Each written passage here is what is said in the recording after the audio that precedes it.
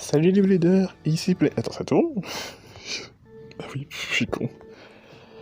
Salut les bleeders, ici Playmaker. Je sais que d'habitude je fais les revues des épisodes 2 par 2, mais là disons que l'épisode a été plutôt surprenant. Dans la revue précédente, je vous avais énoncé une théorie comme quoi Shu allait gagner contre Bell et que ce dernier allait créer les S-Gear pour sa Bélial, parce que c'est Shu et ça me paraissait logique. Je me suis dit ouais, Shu débarque à la série, il affronte le personnage, il va gagner. Je me suis totalement planté. Shu a perdu. Désolé de vous l'apprendre.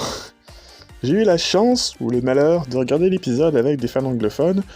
Autant vous dire que les réactions étaient assez intéressantes, et heureusement que j'avais déjà regardé l'épisode une fois avant de le re-regarder avec eux. Disons que les réactions, ça tournait autour de... C'est du bullshit, encore du plot armor, comment ça se fait que Bell peut gagner contre Shu, c'est pas possible. Bell est un blader pay to win, ça reste sa meilleure protagoniste. Cette saison est mal écrite, c'était mieux avant avec Vaz comme héros, bref, la routine. Néanmoins, la critique du pay to win me fait très rire quand on se souvient que Takara avait teasé les gears de Belial dès le début de la saison, et qu'on savait que chaque gear serait vendu avec une teubée d'un ancien personnage. Devinez quels sont les produits qui sont déjà sur des stocks à l'heure de cette vidéo? Sudia de l'épisode 19, Shu explique à Bell l'origine de sa toupie. En gros, après avoir vu Bell battre Louis et Free toujours au début de la saison... Non, pardon, Louis et Vald, au début de la saison, il a décidé de créer sa propre toupie pour défier Bell. Forcément, tu vois un nouveau blader créer un nouveau système et défoncer deux légendes, dont le champion du monde qui est aussi ton meilleur pote, ça paraît normal de vouloir le défier. Sous le avisé de notre bladeuse, les deux s'affrontent et Shu passe Astral en rotation gauche et Quattro en mode défense. Les coups s'enchaînent et les deux s'éjectent. Par chance, Belia tape le bord du stadium, retardant sa chute, et quand Spriggan touche sur le premier, Bell rapporte un point. Seconde manche, Astral en rotation droite et Quattro en mode attaque. Lors du premier round, on nous avait montré les caoutchoucs du blade, pour le second, on nous montre le métal. Du coup, j'avais un doute, mais il y en a sous les deux S jaunes de chaque côté d'Astral. On a droit à un nouveau move qui met la pression à Bell, le Astral Spark. Il parvient à s'échapper et s'engage alors le dernier attaque décisive. En passant, on peut voir le très bel avatar de Spriggan, et je ne sais plus ce que j'avais dit dans mes revues de Super King, mais j'étais persuadé que World n'avait pas de cicatrice sur son œil droit. Mais après vérification, si, il en avait bien un, mais très discret. Sur Astral, il est plus facile à voir. Astral slash contre Dynamite Bomber, les deux s'éjectent à nouveau, et Shu attrape sa toupie juste avant que Belial n'explose.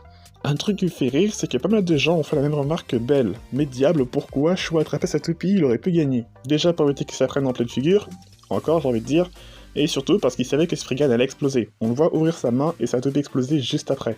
Alors je ne peux pas vous dire si Spriggan aurait explosé avant ou après Belial, parce que c'est un peu compliqué de savoir, mais dans tous les cas, Shu a accepté sa défaite, ce qui n'est pas le cas de ses fans.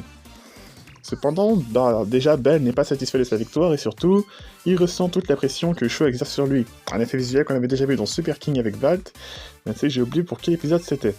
Ça va créer une frustration chez Bell qui va le pousser à créer le S-Gear, qui va tester lors du prochain combat contre Free. Alors, pourquoi Free, sachant que c'était Racha qui devait l'affronter? Ça j'en sais rien, on verra bien. L'épisode en soi a été une très bonne surprise, et je suis en train de réaliser que cette saison est en train d'oser des choses qui vont à l'encontre du fanservice en fait.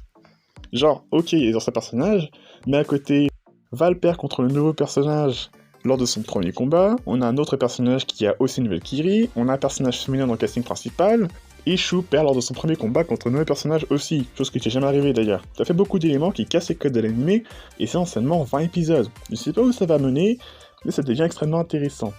Et vous dites-moi en commentaire ce que vous avez pensé de tout ça. On se retrouve pour une prochaine vidéo. C'était Playmaker et je vous dis à la prochaine.